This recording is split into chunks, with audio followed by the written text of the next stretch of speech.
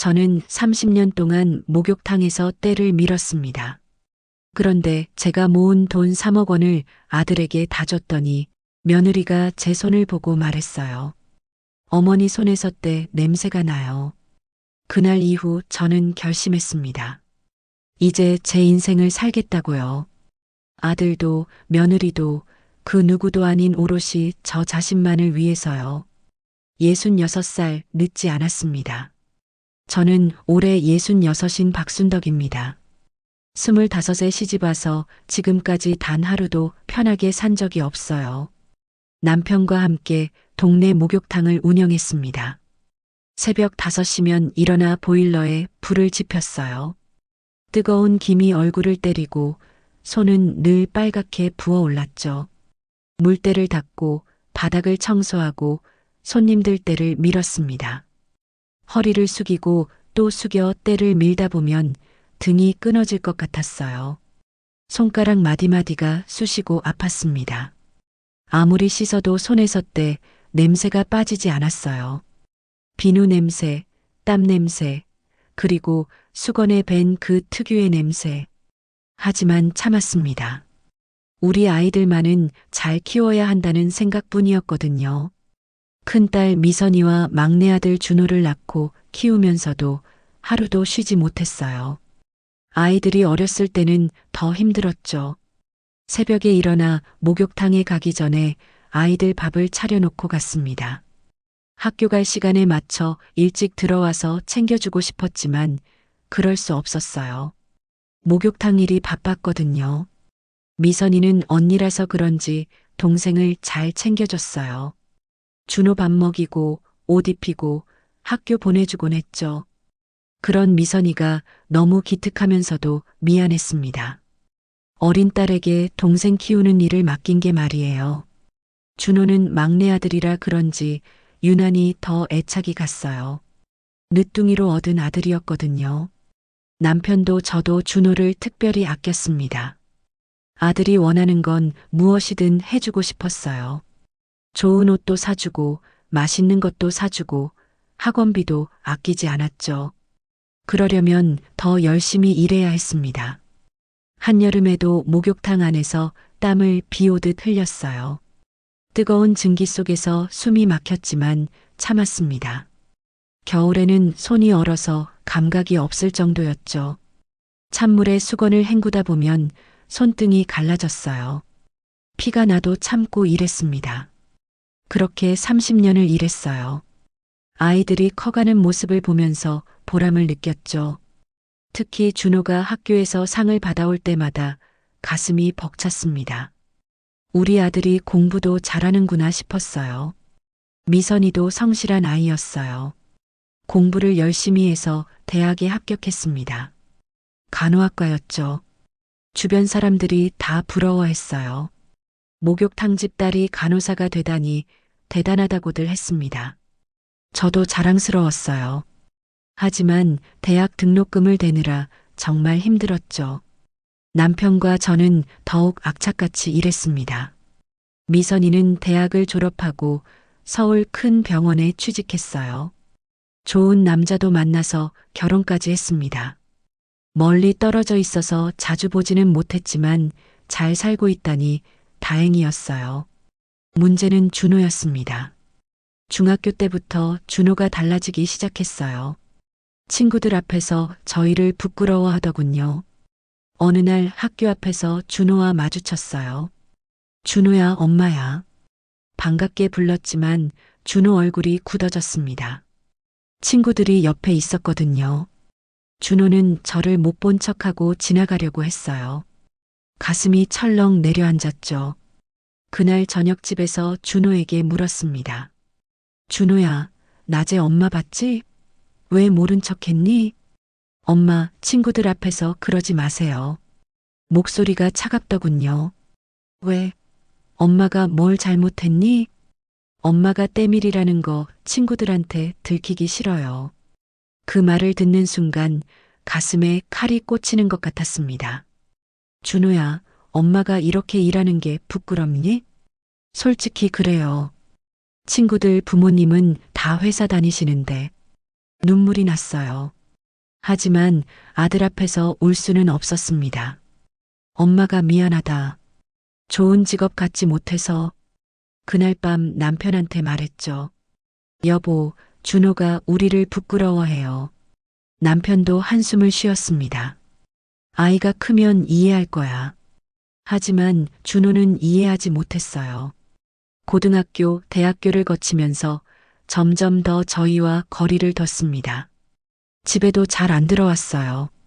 친구들한테 부모님이 뭐 하시냐고 물으면 그냥 자영업이라고 대충 둘러댔대요. 목욕탕 운영한다는 말은 절대 하지 않았죠. 그래도 저는 준호를 사랑했습니다. 아들이 잘 되길 바라는 마음뿐이었어요. 대학 등록금도 빠짐없이 보내줬고 용돈도 넉넉하게 줬죠. 준호가 원하는 건 뭐든지 해주려고 했습니다. 그러려면 더 많이 벌어야 했어요. 새벽부터 밤늦게까지 일했습니다. 명절에도 쉬지 않았어요. 명절이 오히려 장사가 잘 됐거든요. 손님들이 목욕하러 많이 왔죠. 그렇게 일하다 보니 몸이 많이 상했습니다. 허리도 아프고 무릎도 시큰거렸어요. 하지만 참았죠. 준호 대학 졸업할 때까지만 버티자고 생각했습니다. 남편도 마찬가지였어요. 평생을 쉬지 않고 일했죠. 무거운 물통을 나르고 보일러를 관리하고 손님들 상대하느라 힘들어했습니다. 그래도 불평 한 번 하지 않았어요. 가족을 위해서였으니까요. 어느덧 40년이 흘렀습니다. 25에 시집와서 65까지 목욕탕에서 일한 거예요. 손에서는 여전히 때 냄새가 났습니다. 아무리 비누로 씻어도 지워지지 않는 냄새였죠. 옷에도 배고 머리카락에도 배었어요. 그게 제 인생이었습니다. 때 냄새가 배인 인생이요. 하지만 후회하지 않았어요. 아이들을 키우기 위해서였으니까요. 준호가 잘 되기를 바라는 마음으로 버텨온 세월이었습니다. 그렇게 살아가던 어느 날이었습니다. 남편이 갑자기 쓰러졌어요. 새벽에 보일러실에 가려던 중이었죠. 여보, 가슴이 너무 아파. 남편이 가슴을 짚으며 말했습니다. 괜찮아요? 병원 갈까요? 아니야. 잠깐 쉬면 나을 거야. 하지만 남편은 곧 바닥에 쓰러졌어요. 여보, 여보. 아무리 흔들어도 대답이 없었습니다. 급하게 구급차를 불렀죠. 응급실로 달려가는 구급차 안에서 남편의 손을 꼭 잡았어요. 차가웠습니다. 여보, 정신 차려요. 제발. 눈물이 쏟아졌어요. 병원에 도착해서 의사 선생님이 말했습니다. 급성 심근경색입니다. 수술이 필요해요. 머리가 하얘졌죠. 수술하면 괜찮아지나요? 최선을 다하겠습니다. 그날부터 지옥 같은 시간이 시작됐어요. 수술은 5시간이나 걸렸습니다. 수술실 앞에서 기다리는 동안 하루가 1년 같았어요. 준호한테 전화를 했죠. 준호야, 아버지가 쓰러지셔서 지금 수술 중이야. 네. 어느 병원이에요? 서울중앙병원이야. 빨리 와줘. 알겠어요, 엄마. 하지만 준호는 3시간이 지나서야 도착했습니다. 왜 이렇게 늦었니? 길이 막혀서요. 변명뿐이었어요. 미선이한테도 연락했지만 서울에서 일하느라 당장 오기는 힘들다고 했죠. 수술이 끝나고 의사 선생님이 나왔어요. 수술은 잘 끝났습니다. 하지만 회복이 더 중요해요. 언제쯤 깨어나나요? 그건 지켜봐야 합니다. 남편은 중환자실로 옮겨졌어요. 면회 시간에만 잠깐 볼 수 있었습니다. 온몸에 관이 꽂혀 있는 남편을 보니 가슴이 무너졌어요. 여보, 제발 깨어나요. 손을 잡고 울었습니다. 사흘이 지나서야 남편이 깨어났어요. 하지만 예전의 남편이 아니었죠. 말도 제대로 못하고 몸도 움직이지 못했습니다. 오른쪽이 완전히 마비됐어요. 재활 치료를 꾸준히 받으셔야 합니다. 의사 선생님이 말했죠. 비용은 얼마나 될까요? 한 달에 150만 원 정도 예상하시면 됩니다. 한숨이 나왔어요. 목욕탕 일도 못하는데 병원비를 어떻게 감당하나 싶었습니다. 준호한테 도움을 청했어요. 준호야, 아버지 병원비가 너무 많이 들어서 그래. 엄마, 저도 직장 다니면서 바빠요. 돈 이야기가 아니라 가끔이라도 아버지 좀 봐줄 수 없니? 주말에 시간 되면 갈게요. 하지만 준호는 한 달에 한 번 올까 말까 했습니다. 와도 30분도 채 머물지 않았어요. 엄마, 저 약속이 있어서 먼저 갈게요. 핑계만 늘어놓았죠. 아버지는 침대에 누워서 아들을 기다렸는데 말이에요. 저는 혼자 남편을 간병했습니다. 병원과 집을 오가며 목욕탕 일도 해야 했어요. 새벽에 일어나 목욕탕에 가서 청소하고 오전에 병원에 가서 남편을 돌봤죠. 점심때 다시 목욕탕으로 가서 일하고 저녁에 병원으로 돌아왔습니다. 밤에는 병원 보호자 침대에서 잤어요. 제대로 씻지도 못하고 잠도 설쳤습니다. 몸무게가 10kg이나 빠졌어요. 거울을 보면 귀신 같은 제 모습이 보였죠. 하지만 쓰러질 수 없었습니다. 남편을 살려야 했으니까요. 2년이라는 긴 시간이 흘렀어요. 남편의 상태는 조금씩 나아지는 듯 했지만 완전히 회복되지는 못했습니다. 여전히 말이 어눌했고 혼자서는 화장실도 못 갔어요. 저는 남편의 모든 것을 돌봐야 했죠. 대소변도 받아내고 목욕도 시켜드리고 밥도 떠먹여드렸습니다. 40년을 함께 산 남편이었지만 이렇게 돌보는 건 처음이었어요. 힘들었지만 사랑하는 사람이니까 참았습니다. 그런데 남편의 눈빛이 점점 슬퍼지는 게 느껴졌어요. 아들이 오지 않는 것을 알고 있었던 거죠. 준호는 언제 와? 남편이 힘겹게 물었습니다. 곧 올 거예요. 바빠서 그래요. 거짓말을 했죠. 남편은 고개를 끄덕이며 눈을 감았어요. 하지만 눈가에 눈물이 맺혀 있었습니다. 그 모습을 보니 제 가슴도 찢어지는 것 같았어요. 어느 날 남편의 상태가 갑자기 악화됐습니다.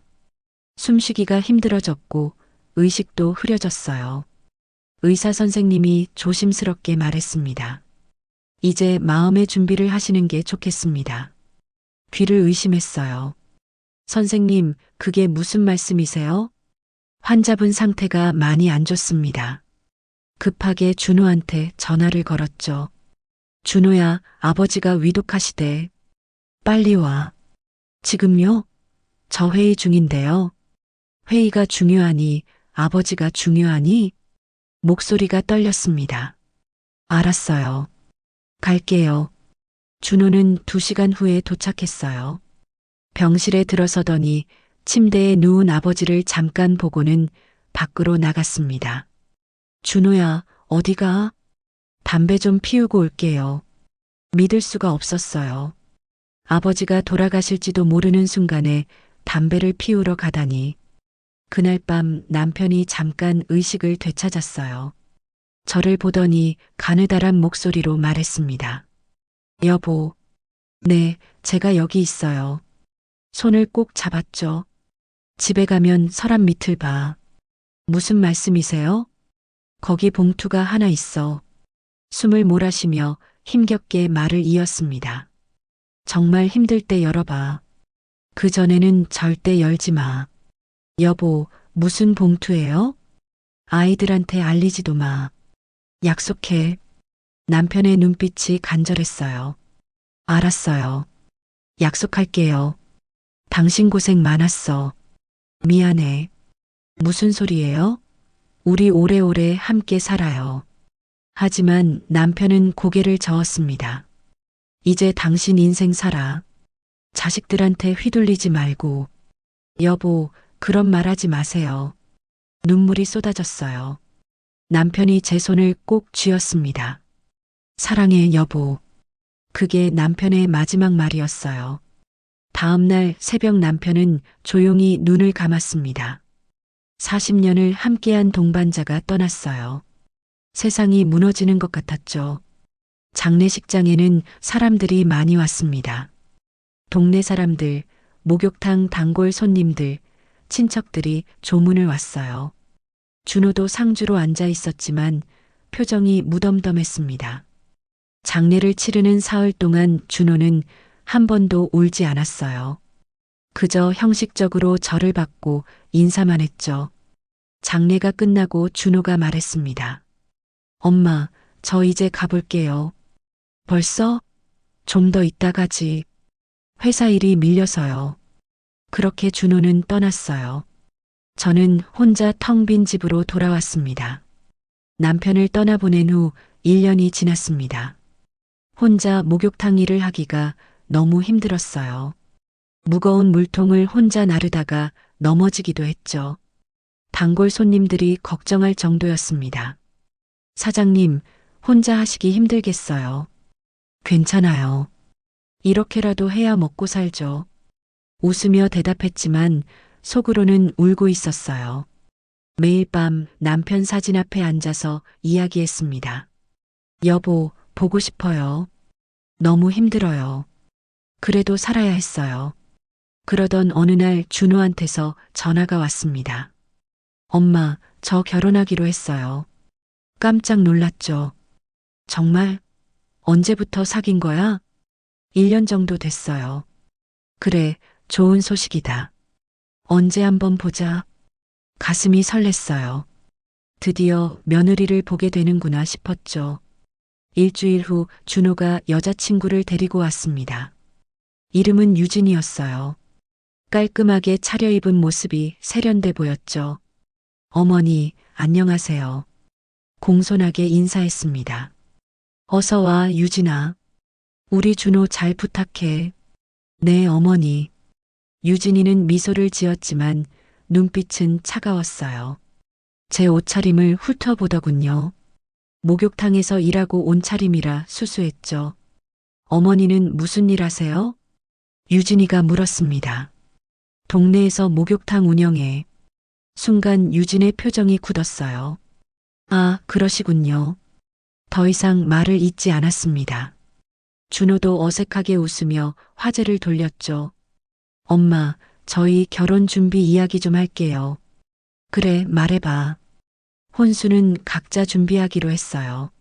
알았어. 엄마가 준비할게. 그리고 신혼집 전세 자금이 필요한데요.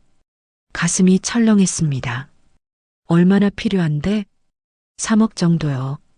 귀를 의심했어요. 3억? 네. 요즘 전세가가 다 그래요. 유진이가 태연하게 말했습니다.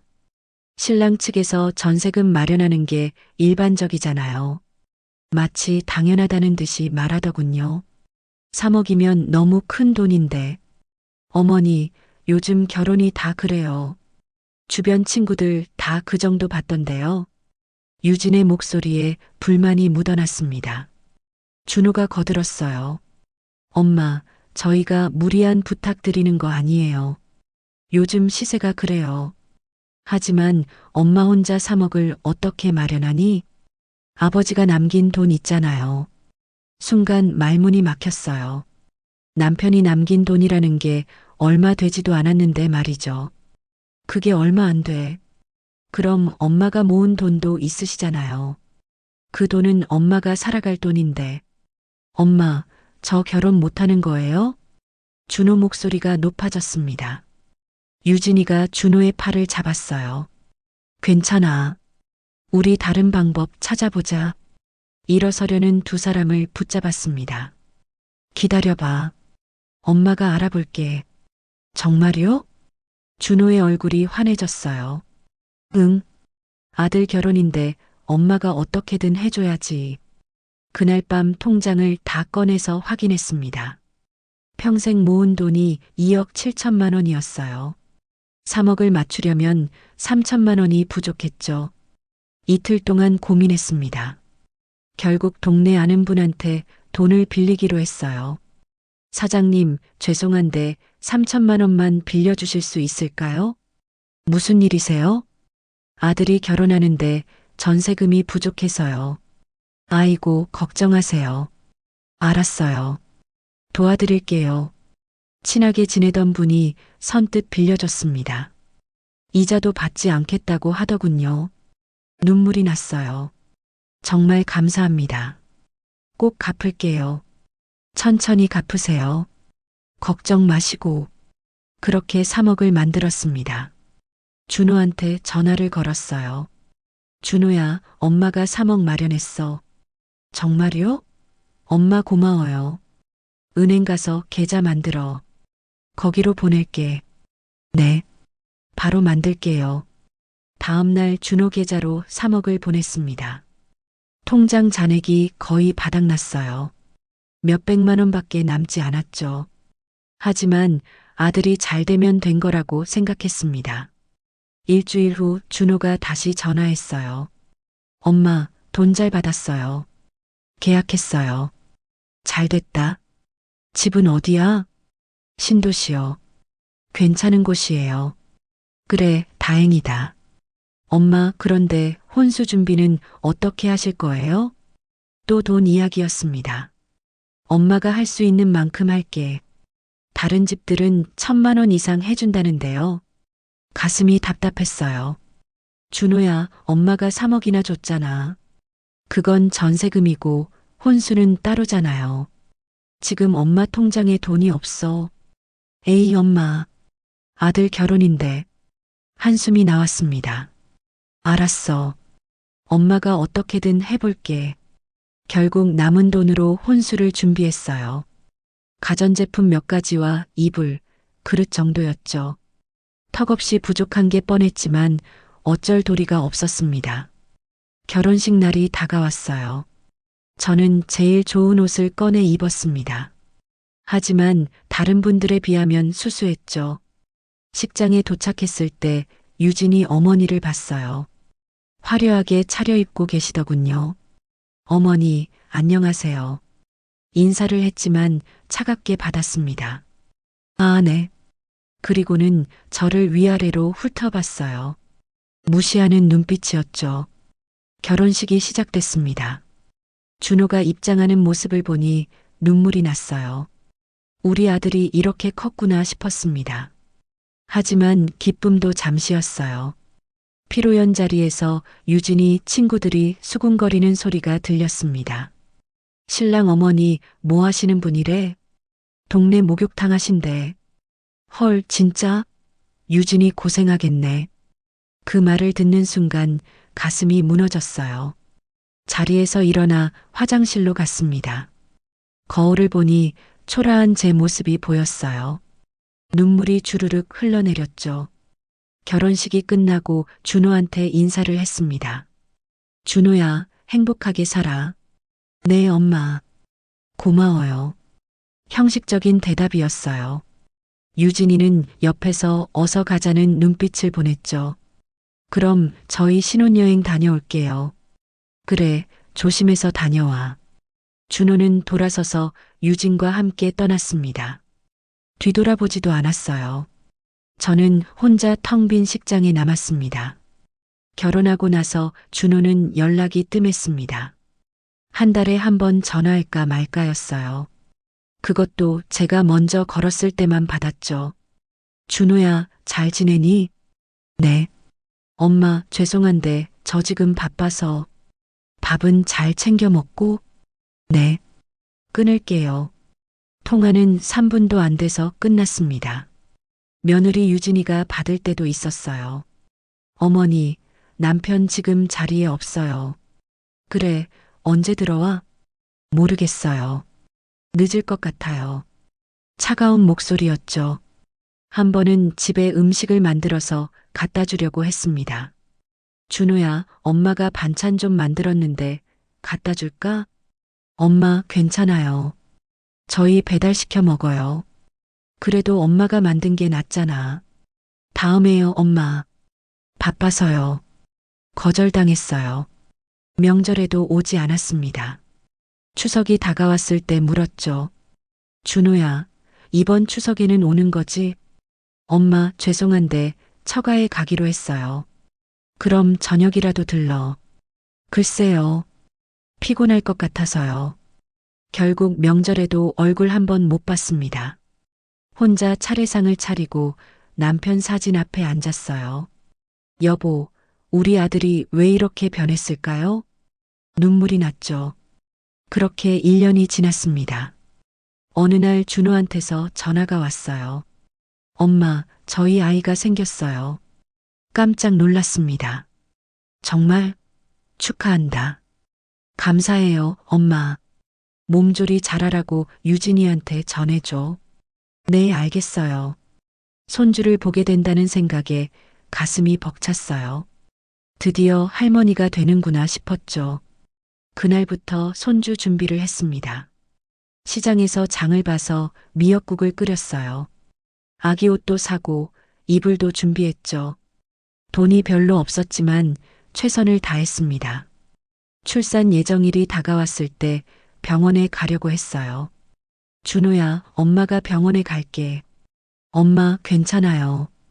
저희 괜찮아요. 그래도 출산하는데 가야지. 병원에 사람 많으면 유진이가 힘들어해요. 또 거절당했죠. 결국 집에서 기다릴 수밖에 없었습니다. 다음 날 준호한테서 문자가 왔어요. 딸 나왔어요. 그게 전부였습니다. 전화를 걸었지만 받지 않았어요. 손녀 얼굴이 보고 싶었지만 참았습니다. 산후조리원에 있는 동안 한 번도 보지 못했어요. 한 달 후 집으로 돌아갔다는 소식을 들었습니다. 준호야, 엄마가 손녀 보러 가도 될까? 엄마, 아직 애가 어려서 사람 만나면 안 돼요. 그래도 할머니인데. 나중에요, 엄마. 계속 미뤄졌죠. 2달, 3달이 지나도 손녀를 보지 못했습니다. 가슴이 답답했어요. 그러던 어느 날 준호한테서 연락이 왔습니다. 엄마, 다음 달에 돌잔치예요. 정말? 어디서 해? 호텔 뷔페에서요. 그래, 엄마가 꼭 갈게. 드디어 손녀를 볼 수 있다는 생각에 설렜어요. 돌잔치 전날 미용실에 갔습니다. 머리도 하고 화장도 받았죠.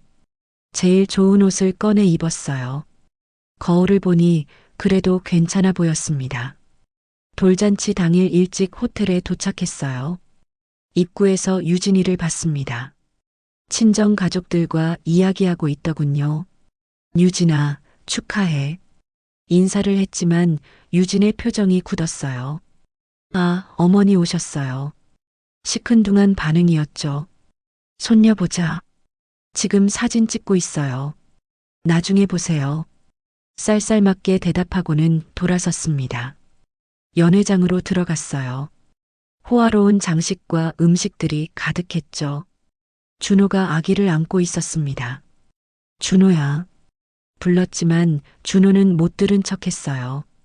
친구들과 이야기하느라 바빴죠. 저는 구석자리에 앉았습니다.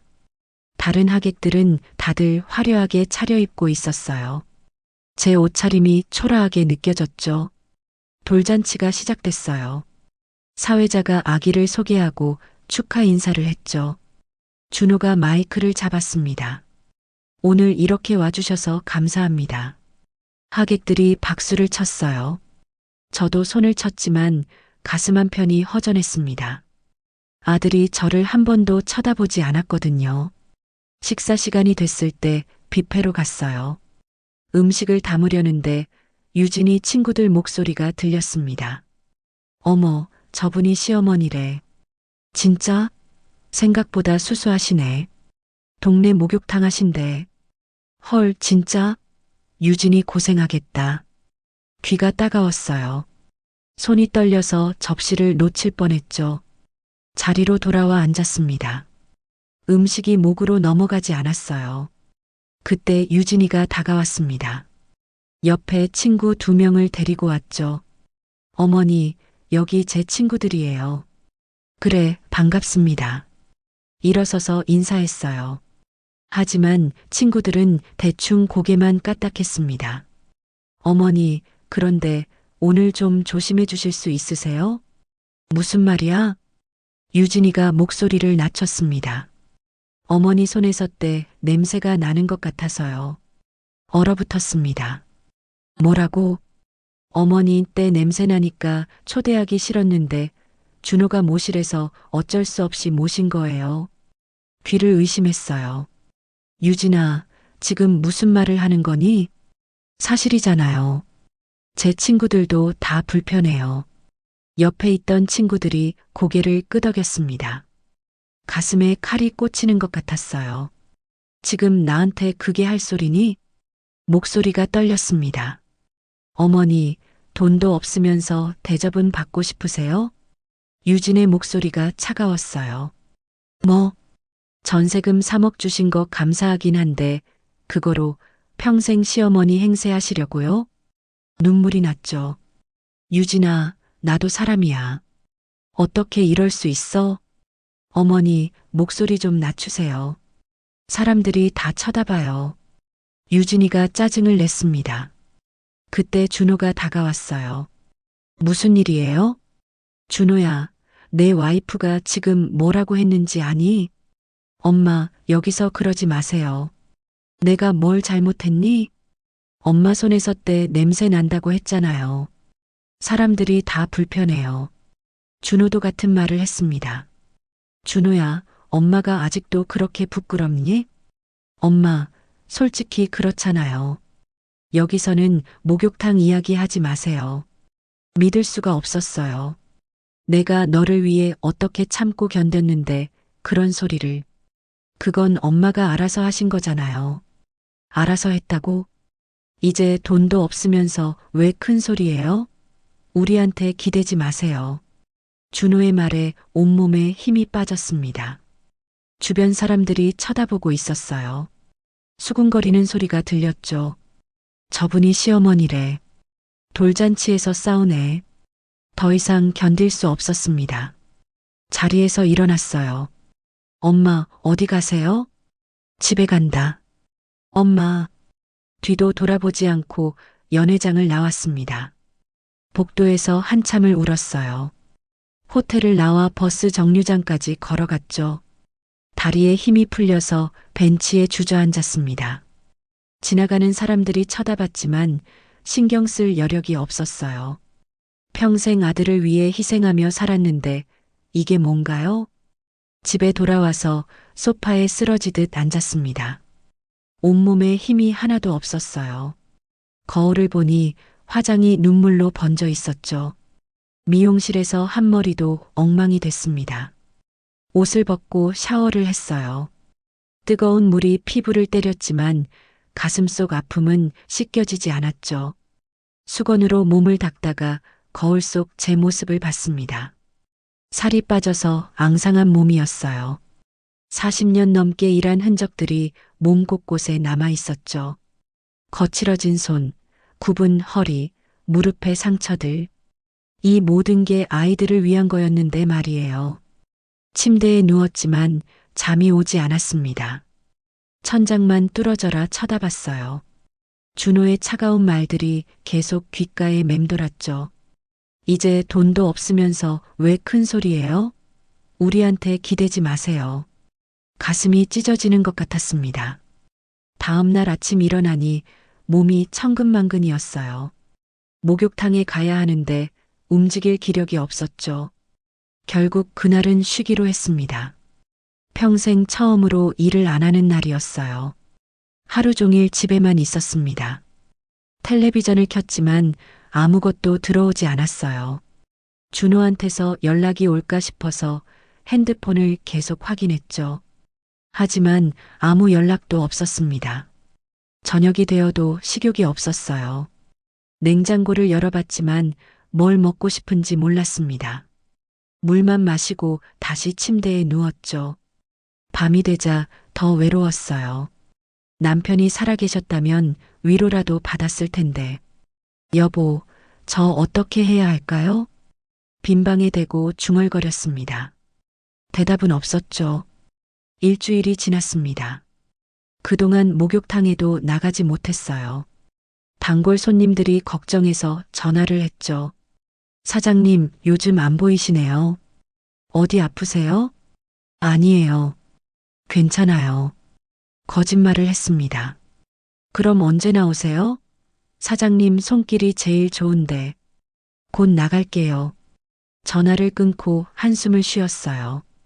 일을 해야 한다는 건 알지만 기력이 없었습니다. 통장을 확인해 봤어요. 잔액이 100만 원도 안 됐죠. 이 돈으로 얼마나 버틸 수 있을까요? 집세도 내야 하고 생활비도 필요한데 앞으로 어떻게 살아야 할지 막막했습니다. 며칠 후 돈을 빌려준 분한테서 전화가 왔어요. 빌려준 3천만 원 이야기였죠. 사장님, 죄송한데 제가 급하게 돈이 필요해서요. 가슴이 철렁했습니다. 얼마나 급하세요?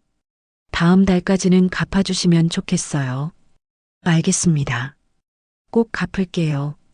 하지만 어디서 3천만 원을 구하나요? 일을 열심히 해도 한 달에 200만 원 버는 게 고작이었는데 밤새 고민했습니다. 집을 팔아야 하나, 은행 대출을 받아야 하나? 머리가 지끈거렸어요. 그러다 문득 남편의 마지막 말이 떠올랐습니다. 서랍 밑을 봐. 정말 힘들 때 열어봐. 지금이 바로 그때가 아닐까요? 침실로 가서 서랍을 열었어요. 옷가지들을 꺼내고 밑판을 들어 올렸죠. 먼지가 풀풀 날렸습니다. 구석에 두꺼운 봉투 하나가 있었어요. 손이 떨렸습니다. 봉투를 꺼내서 거실로 가져왔죠. 소파에 앉아 한참을 봉투를 바라봤어요. 겉면에 남편의 글씨가 적혀 있었습니다. 순덕이에게 정말 힘들 때 열어보시오. 심장이 빨리 뛰었어요. 천천히 봉투를 뜯었습니다. 안에는 통장 한 장과 편지가 들어 있었죠. 통장을 펼쳐봤어요. 잔액을 확인하는 순간 눈을 의심했습니다. 4억 원이 찍혀 있었어요. 이게 뭐지? 다시 봐도 4억이었습니다. 남편이 언제 이렇게 많은 돈을 모았을까요? 손이 떨려서 통장을 떨어뜨릴 뻔했어요. 편지를 펼쳤습니다. 남편의 글씨가 한자 한자 적혀 있었죠. 여보, 이 편지를 읽고 있다면 지금 많이 힘들겠지요. 미안해요. 살아생전에 말하지 못해서. 이 돈은 내가 평생 몰래 모아둔 거예요. 당신한테도 아이들한테도 알리지 않았어요. 왜냐하면 언젠가 당신이 정말 힘든 날이 올 걸 알았거든요. 그래서 이 돈을 숨겨뒀어요. 여보, 이제 이 돈은 당신 거예요. 아이들한테 주지 마세요. 꼭 본인을 위해서만 쓰세요. 평생 남을 위해 살았으니 이제는 자신을 위해 사세요. 당신은 그럴 자격이 있어요. 미안해요. 먼저 떠나서. 그리고 고마워요. 평생 함께 해줘서. 사랑해요, 여보. 편지를 읽는 동안 눈물이 멈추지 않았습니다. 남편이 얼마나 깊이 생각했는지 느껴졌어요. 얼마나 저를 사랑했는지도요. 편지를 가슴에 꼭 안았습니다. 여보, 고마워요. 정말 고마워요. 목이 메어 제대로 말이 나오지 않았죠. 한참을 울고 나니까 조금 후련해졌어요. 통장을 다시 봤습니다. 4억이라는 숫자가 아직도 믿기지 않았어요. 이 돈이면 빌린 3천만 원도 갚을 수 있고 앞으로도 걱정 없이 살 수 있을 것 같았습니다. 하지만 동시에 두려웠어요. 이 사실을 준호가 알면 어떻게 될까요? 분명 돈을 달라고 할 게 뻔했죠. 남편의 말이 떠올랐습니다. 아이들한테 주지 말라고. 꼭 본인을 위해서만 쓰라고. 그래야겠다고 생각했어요. 이번만큼은 제 뜻대로 살아야겠다고요. 다음 날 은행에 갔습니다. 통장이 진짜인지 확인하고 싶었거든요. 창구 직원에게 통장을 내밀었어요. 이 통장 잔액 확인 좀 해주세요. 직원이 통장을 보더니 눈이 커졌습니다. 고객님, 4억 원 맞으십니다. 정말요? 네. 정기예금으로 되어 있네요. 가슴이 두근거렸어요. 해지하고 싶은데요. 지금 바로 해지하시면 이자가 조금 깎일 수 있어요. 괜찮아요. 해지해 주세요. 절차를 밟아서 4억을 제 계좌로 옮겼습니다. 통장에 찍힌 숫자를 보니 실감이 났어요. 이제 걱정하지 않아도 되겠구나 싶었죠. 은행을 나오는데 발걸음이 가벼웠습니다. 오랜만에 느껴보는 홀가분함이었어요. 집으로 돌아와서 남편 사진 앞에 앉았습니다. 여보, 제가 잘 쓸게요. 당신 뜻대로 저를 위해 쓸게요.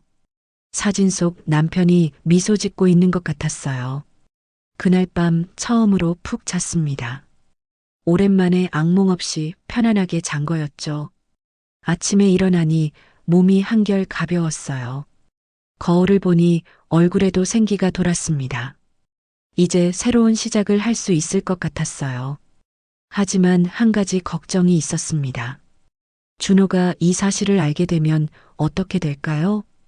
분명 돈을 달라고 할 게 뻔했죠. 조심해야 한다고 생각했습니다.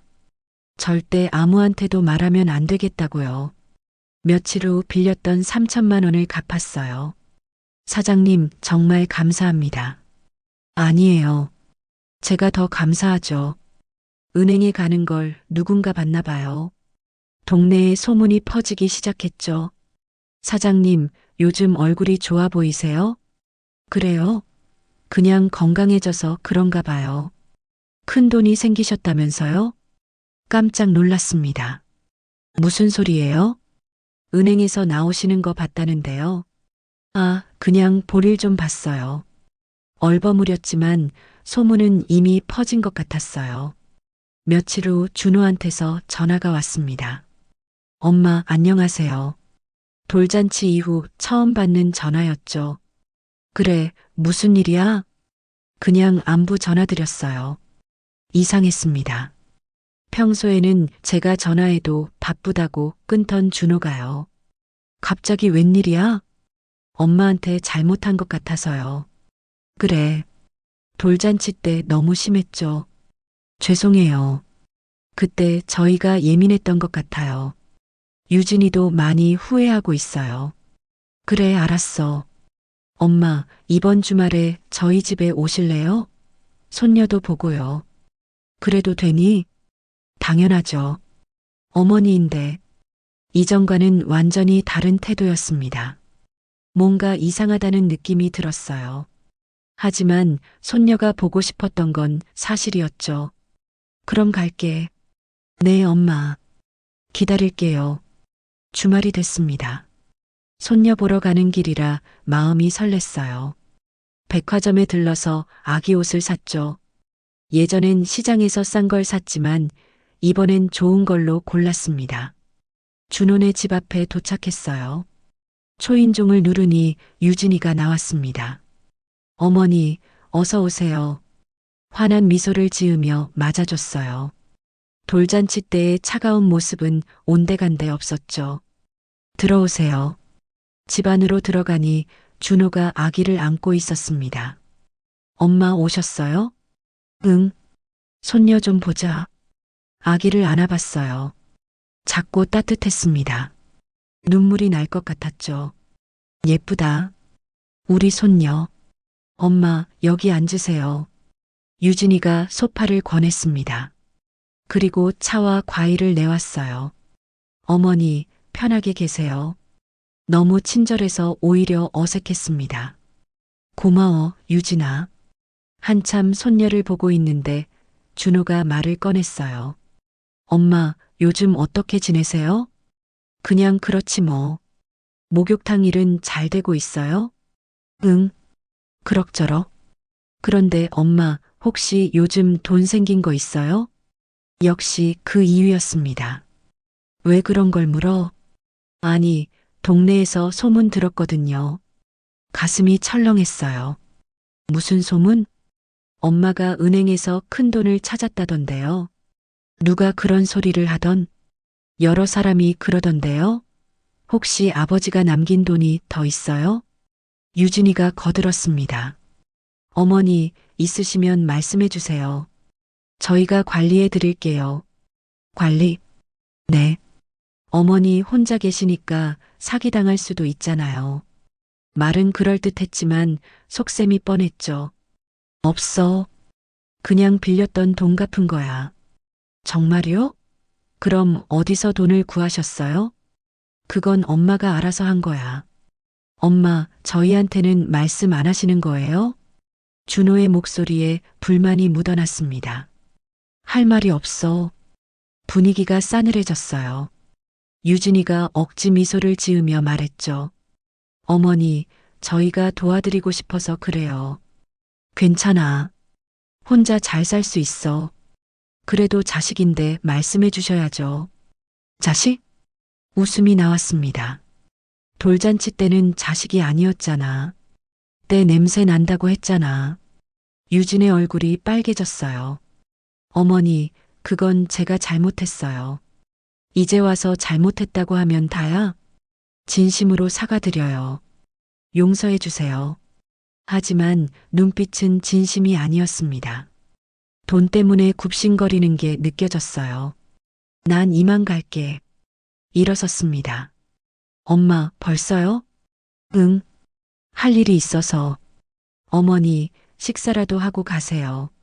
괜찮아. 현관으로 나왔죠. 준호가 따라 나왔습니다. 엄마, 정말 아버지 돈이 더 있는 거예요? 그런 거 신경 쓰지 마. 엄마, 저도 아버지 아들이에요. 알 권리 있잖아요. 너희한테 줄 생각 없어. 왜요? 저희도 자식인데. 자식 대접받고 싶으면 자식답게 행동해. 문을 나섰습니다. 뒤에서 준호가 뭐라고 말했지만 듣지 않았어요. 집으로 돌아오는 길에 많은 생각이 들었습니다. 이러다가는 준호한테 계속 시달릴 것 같았어요. 돈을 달라고 조르고 또 조를 게 뻔했죠.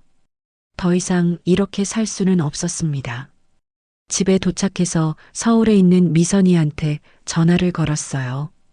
여보세요? 미선이의 목소리가 들렸죠. 미선아, 엄마야. 엄마, 무슨 일이세요?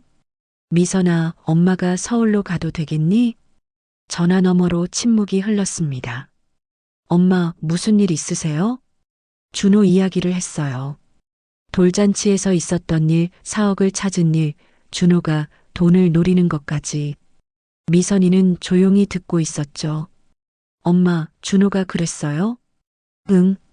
엄마가 이제 지쳤어. 엄마, 진작 오시지 그러셨어요. 정말 가도 되겠니? 당연하죠.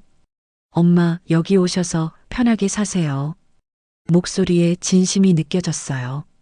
고마워, 미선아. 엄마, 제가 모실게요. 걱정하지 마세요. 전화를 끊고 나니 결심이 섰습니다. 이제 새로운 인생을 살아야겠다고. 준호한테 휘둘리지 않는 삶을요. 다음 날 짐을 정리하기 시작했습니다.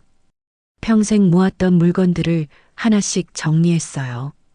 필요 없는 건 버리고 추억이 있는 건 챙겼죠. 남편 사진도 조심스럽게 챙겼습니다. 여보, 저 이제 새로운 인생 살러 가요. 사진 속 남편이 응원하는 것 같았어요.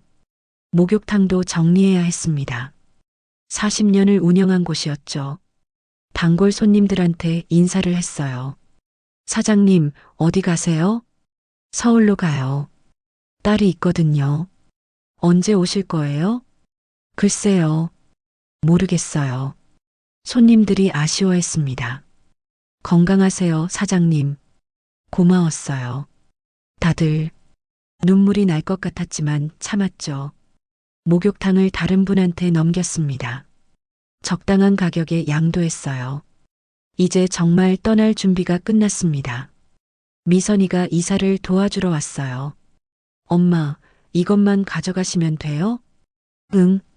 필요한 것만 챙겼어. 그럼 출발할까요? 그래. 집을 마지막으로 둘러봤어요. 40년 넘게 살았던 집이었죠. 곳곳에 추억이 남아 있었습니다. 하지만 이제 떠날 시간이었어요. 차를 타고 서울로 향했습니다. 창밖으로 동네 풍경이 지나갔죠. 익숙한 거리들이 하나씩 멀어졌어요. 엄마, 괜찮으세요? 미선이가 물었습니다. 응, 괜찮아. 사실은 마음이 복잡했어요. 새로운 삶에 대한 기대와 두려움이 뒤섞여 있었죠. 서울에 도착했습니다. 미선이네 아파트였어요. 엄마, 여기에요. 아파트 안으로 들어갔습니다. 깨끗하고 따뜻한 느낌이 들었어요. 엄마 방은 이쪽이에요. 미선이가 방을 보여줬어요. 창문으로 햇빛이 가득 들어오는 방이었습니다. 예쁘다. 엄마 오신다고 새로 꾸몄어요. 고마워, 미선아. 짐을 풀고 거실로 나왔어요. 소파에 앉아 차를 마셨습니다. 엄마, 이제 편하게 지내세요. 응, 그럴게. 준호한테서 연락 와요? 문자 몇 개 왔는데 안 읽었어. 잘하셨어요. 이제 신경 쓰지 마세요. 미선이가 제 손을 꼭 잡았어요. 엄마, 여기서 행복하게 사세요. 그래, 그럴게. 첫날 밤은 피곤해서 일찍 잤습니다. 낯선 침대였지만 편안했어요. 오랜만에 푹 잤죠. 다음 날 아침 창문을 열었습니다. 서울의 아침 공기가 상쾌했어요. 새들이 지저귀는 소리가 들렸습니다. 엄마, 일어나셨어요? 미선이가 아침 식사를 준비하고 있었어요. 응, 잘 잤어. 오늘 동네 구경시켜 드릴게요. 식사를 마치고 산책을 나갔습니다. 미선이가 동네를 안내해 줬어요. 여기가 우리 동네 공원이에요. 나무가 많고 산책로가 잘 되어 있었죠. 엄마, 여기서 산책하시면 좋아요. 그래, 알았어. 카페도 들렀어요. 엄마, 뭐 드실래요? 아메리카노. 창가 자리에 앉아 커피를 마셨습니다. 엄마 어때요? 좋다.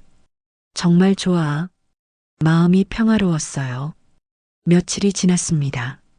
저는 서울 생활에 적응하기 시작했어요.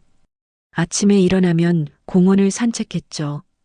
오후에는 미선이와 함께 장을 보거나 차를 마셨습니다. 저녁에는 미선이 가족과 함께 식사를 하며 이야기를 나눴어요. 평화로운 나날이었습니다. 어느 날 미선이가 제안했어요. 엄마, 컴퓨터 배우실래요? 내가 할 수 있을까? 물론이죠. 동네 문화센터에서 가르쳐 줘요. 그래, 한번 해볼게. 컴퓨터 교실에 등록했습니다. 저처럼 나이 드신 분들이 많았어요. 천천히 배웠지만 재미있었어요. 66살에 새로운 걸 배우다니 신기한 일이었죠. 한 달에 한 번씩 준호한테서 연락이 왔습니다. 문자나 전화였어요. 하지만 받지 않았습니다. 미선이가 물었죠. 엄마, 준호 연락은 계속 안 받으실 거예요? 응, 받고 싶지 않아. 네, 잘 생각하셨어요. 더 이상 묻지 않았습니다. 어느 날은 준호한테서 긴 문자가 왔어요. 엄마, 제가 잘못했어요. 돌아오세요. 제가 잘할게요. 읽고 나서 삭제했습니다. 이제 와서 잘못했다고 해도 소용없었어요. 저는 이미 새로운 삶을 시작했으니까요. 석 달쯤 지났을 때였습니다. 미선이와 함께 서울 시내로 나갔어요. 남산타워도 보고 인사동도 갔죠. 엄마, 사진 찍어요. 미선이가 카메라를 꺼냈습니다. 남산타워 앞에서 함께 사진을 찍었어요. 엄마, 웃으세요. 활짝 웃었습니다. 오랜만에 진심으로 웃는 것 같았어요. 카페에 들어가 앉았습니다. 창가 자리였죠. 밖으로 서울거리가 보였어요. 사람들이 여유롭게 걸어 다녔습니다. 미선아, 고마워. 뭐가요? 엄마 날 여기로 오게 해줘서. 당연한 거예요, 엄마. 미선이가 제 손을 잡았어요. 엄마가 행복하신 모습이 제일 보기 좋아요. 눈물이 날 것 같았지만 참았습니다. 엄마, 이제 진짜 엄마 인생 사세요. 응, 그럴게. 커피를 마시며 창밖을 봤어요. 햇빛이 따뜻하게 내리고 있었습니다. 이제야 진짜 제 인생이 시작된 것 같았어요. 66년 동안 남을 위해 살았다면 이제는 저를 위해 살 차례였죠. 남편이 남긴 돈, 그 돈으로 저는 자유를 얻었습니다. 준호한테 휘둘리지 않는 삶. 제가 하고 싶은 일을 하며 사는 삶. 그날 저녁 집으로 돌아왔어요. 남편 사진을 꺼내봤습니다. 여보, 저 잘 살고 있어요. 사진 속 남편이 미소 짓고 있었어요. 고마워요, 여보. 이런 새로운 삶을 살 수 있는 기회를 줘서 사진을 가슴에 안았습니다. 창밖으로 서울의 밤 풍경이 보였어요. 별이 반짝이고 있었죠. 저는 별을 보며 생각했습니다. 늦었다고 생각하지 마세요. 언제든 새로운 시작은 가능하니까요. 저처럼요. 66살에도 새로운 인생을 살 수 있어요. 중요한 건 용기입니다. 자신을 위해 살겠다는 결심. 그것만 있으면 돼요. 1년이 흘렀습니다. 저는 서울 생활에 완전히 적응했어요. 컴퓨터도 제법 다룰 줄 알게 됐고 친구들도 생겼습니다. 문화센터에서 만난 분들이었죠. 함께 차도 마시고 전시회도 보러 다녔어요. 어느 날 미선이가 말했습니다. 엄마, 요즘 정말 달라 보이세요. 그래. 네. 예전보다 훨씬 밝아지셨어요. 미선아 덕분이야. 아니에요. 엄마가 스스로 변하신 거예요. 미선이의 말이 맞았어요. 저는 변했습니다. 더 이상 누군가의 엄마가 아니라 박순덕이라는 한 사람으로 사는 법을 배웠어요. 준호한테서는 여전히 가끔 연락이 왔습니다. 하지만 저는 대답하지 않았어요. 제 선택이었고 후회하지 않았습니다. 어느 봄날이었습니다. 공원에 벚꽃이 만발했어요. 미선이와 함께 산책을 나갔죠. 엄마 예쁘죠? 응, 정말 예쁘다. 벚꽃잎이 바람에 날려 떨어졌습니다. 그 모습을 보며 생각했어요. 제 인생도 저 벚꽃처럼 아름답게 피어날 수 있다고. 늦었지만 여전히 아름답다고. 벤치에 앉아 벚꽃을 바라봤습니다. 미선아. 네, 엄마. 엄마 행복해. 저도 엄마가 행복하셔서 좋아요. 미선이가 제 어깨에 머리를 기댔어요. 따뜻했습니다. 그날 밤 일기를 썼습니다. 예전에는 일기를 쓸 여유도 없었는데 이제는 하루를 정리하는 시간이 생겼죠. 오늘은 미선이와 벚꽃 구경을 갔다. 정말 아름다웠다. 66살에 이런 여유를 가질 줄 몰랐다. 남편이 남긴 선물 덕분이다. 고맙다, 여보. 당신이 날 얼마나 사랑했는지 이제야 알 것 같다.